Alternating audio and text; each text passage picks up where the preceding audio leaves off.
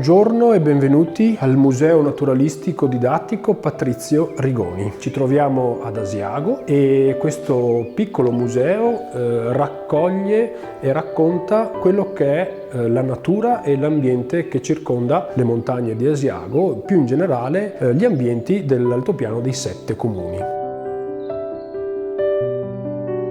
Questo museo nasce per volontà e per la passione del maestro Patrizio, è grande conoscitore dell'altopiano, bravissimo e appassionato naturalista e anche molto bravo tassidermista, quindi imbalsamatore.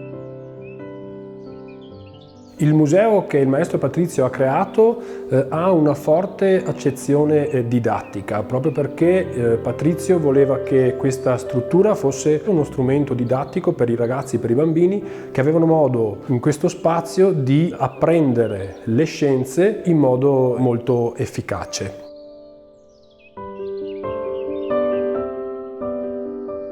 All'interno delle 2 sale del museo troviamo delle ricostruzioni di ambienti tipici delle montagne delle Prealpi Venete, Prealpi Vicentine, e sono veramente delle piccole opere d'arte. Sono dei diorami fatti veramente con dovizia e minuziosità. In più nelle 2 sale troviamo tutta un'altra serie di vetrine tematiche, sempre naturalistiche.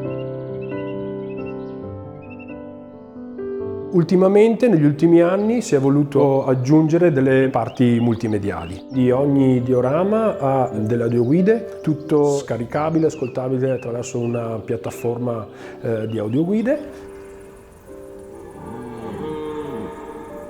Questa sezione è stata fatta con un exhibit multimediale dove si può esplorare un ambiente di grotta come un vero speleologo. Inoltre abbiamo aggiunto un tablet in cui si possono ascoltare i versi degli animali.